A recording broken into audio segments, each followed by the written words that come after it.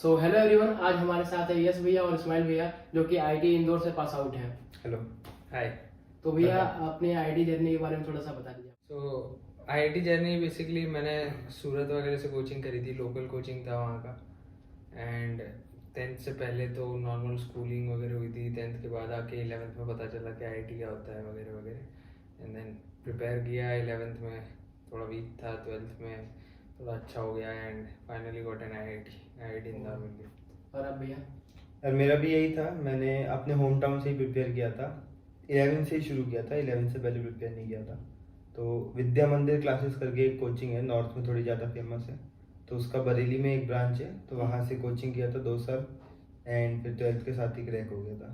और जो भी स्टूडेंट्स अभी जो कॉलेज में जा रहे हैं उनके लिए कुछ टिप्स देना चाहेंगे? देखो, कॉलेज में जा रहे हैं तो अभी ये टाइम तो चला गया है कि जब तुम ये डिसाइड कर पाओ कि तुम बेस्ट से बेस्ट क्या रैंक लेके आ सकते हो।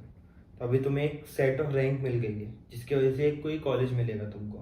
तो वो कॉलेज आईआईटी हो सकता है, एनआईटी हो सकता है, कोई और स्टेट गवर्नमेंट कॉलेज हो सकता है, या फिर शायद कोई प्राइवेट कॉलेज हो। तुम मतलब चेंज नहीं कर सकते, तो तुम्हारा जो नेक्स्ट स्टेप है दैट इज कि तुम कॉलेज लाइफ में जाके क्या करते हो। बिकॉज ऐसा मेरे हिसाब से कोई भी कॉलेज नहीं होगा जिसका 100%, कितना भी बेकार कॉलेज हो, कि 100% जो उसका क्राउड है वो बेकार ही निकलता हो। एग्जैक्टली। राइट। सो बिल्कुल गिरे से गिरे कॉलेज में भी ऐसे बहुत 10-20% बच्चे होंगे जो टॉप कॉलेजेस के भी बच्चों से अच्छा कर रहे होंगे।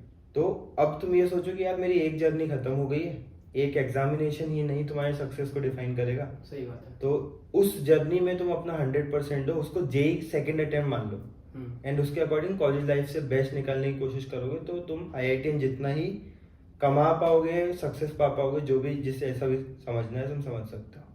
जैसा कि आपने आईआईटी से, तो आईआईटी का जो टैग है वो आपको कहीं मतलब आपको लगा कि हाँ मैटर कर रहा है और सोशल लाइफ में और कहीं चीज़ों में? इसने बहुत यूज किया आईआईटी का टैग। कैसे यूज किया आपने आईआईटी टैग को? हर जगह जाओ यार, बताओ I am from IIT Indore. IIT का टैग बहुत जगह काम आता है। तुम किसी भी छोटी सी छोटी जगह ले लो, जैसे फॉर एग्जांपल मैं एक बार प्लेन में था, राइट। तो एक बंदा हेडफोन लगा के बैठा था, है ना। मैं थोड़ा बहुत ऐसे ही कुछ चीज़ से इंटरेक्ट हुआ, तो उससे बात हुई, तो मैं आईआईटी इंदौर से वैसे बताया, तो ही वॉज हेडफोन निकाल के मस्त बातें करने लग गया कि क्या था, क्या कर रहे हो अभी, ये सब। So just realise the value that the man sitting behind him, कि भाई कोई आईआईटीएन है।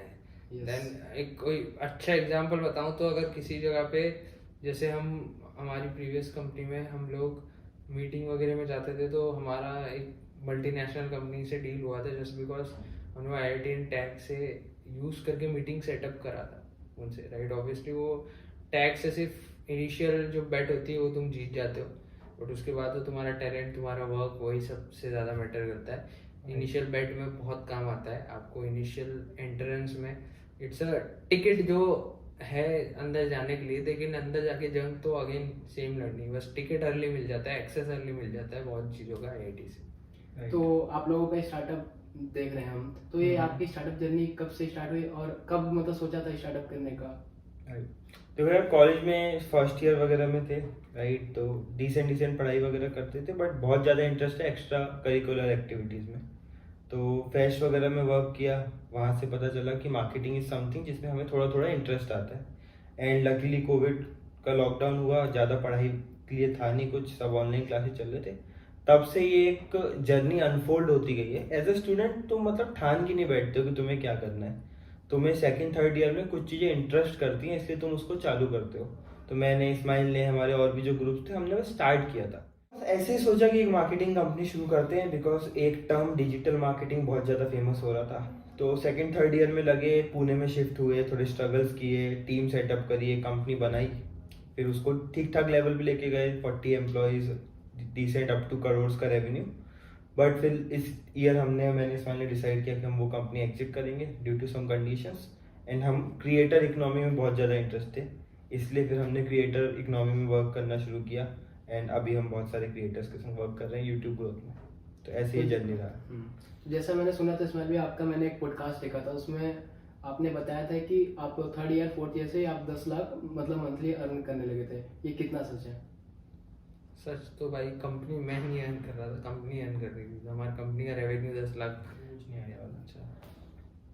तो बेसिकली मैंने अर्न नहीं किया था, वो एक्चुअली मेरे कंपनी का रेवेन्यू जो था, हमारा कंपनी का जो रेवेन्यू था वो 10 लाख पर महीना था।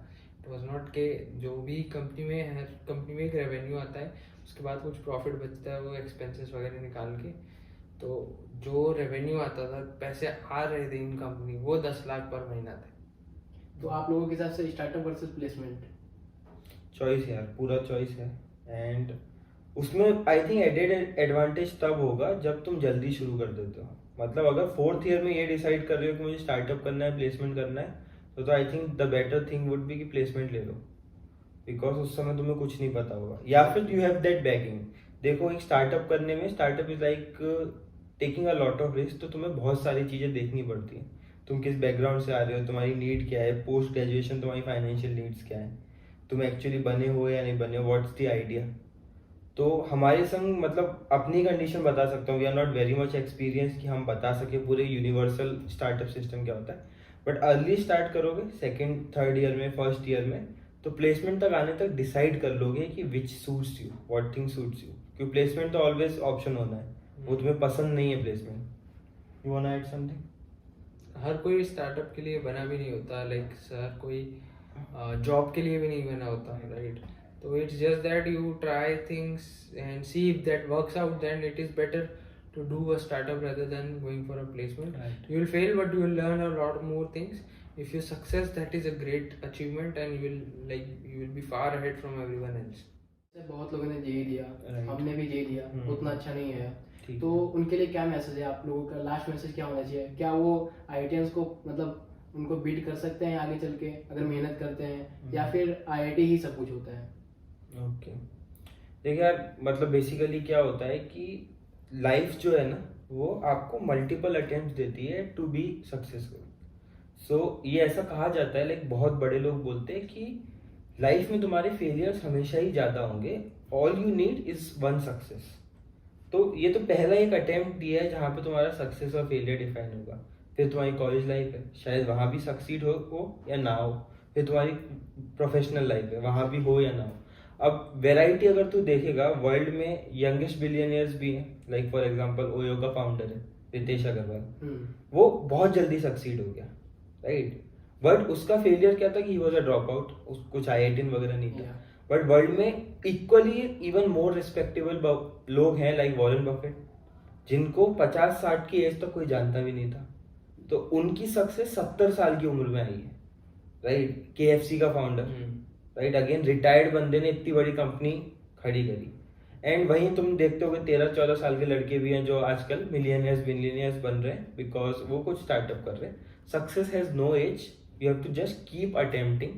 एंड जेई में फेल हो सकते हो, कॉलेज लाइफ में फेल हो सकते हो, बट जिस दिन तुमने छोड़ दिया सक्सेस के लिए अटेम्प्ट करना, उस दिन तुम हार जाओगे, वरना सक्सेस कभी भी आ सकती है। और आप क्या कहना चाहते हो? So I think I would explain उसको थोड़ा बेटर वे में, सिंपल तरीके से। यार it's a game, race, life is a race जो बोलते हैं, इट्स अ गेम। तुम हर जगह पे अगर आईआईटी क्लियर होता है तो एक बूस्ट मिलता है ना, जो जब गेम खेलते हैं कहीं रास्ते में बूस्ट मिलता है, तो नाइट्रो है ना, तो वो कलेक्ट कर लिया है तुमने, तो तुम आगे चले गए। But you are in the same race, you all everyone is in the same race, right? हर किसी को नाइट्रो मिल रहा है, वो अपने हिसाब से आगे चला जा रहा है, किसी को बड़ा मिल रहा है, किसी को छोटा मिल रहा है, अपॉर्चुनिटी मिल रही, तो उसके हिसाब से वो अपने अपने पाथ पे है। But if you are still in the race, then you can like get some nitro और do like go in much more speed, and किसी को भी पीछे कर सकते हो, राइट? अब कुछ चीज़ों को एक्सेप्ट कर सकते हो कि जिनको आईआईटी मिल गई, ऑब्वियसली उनको थोड़ी बेटर अपॉर्चुनिटी मिल गई, वो लोग आगे हैं तुम्हारे से रेस में, but you are not out of the race. This is much more important, you are in the race and you have to keep working hard. तो खत्म नहीं हुआ अभी कुछ भी, अभी तो जस्ट स्टार्ट है, मतलब ऑब्वियसली स्टार्ट भी नहीं है, स्टार्ट हो चुका है, but like almost there is a long journey. कुछ भी कर सकते हो आप, पूरी लाइफ है, आगे बढ़ सकते हो 25, 30, 35 की उम्र में, यार कुछ भी कर सकते हो।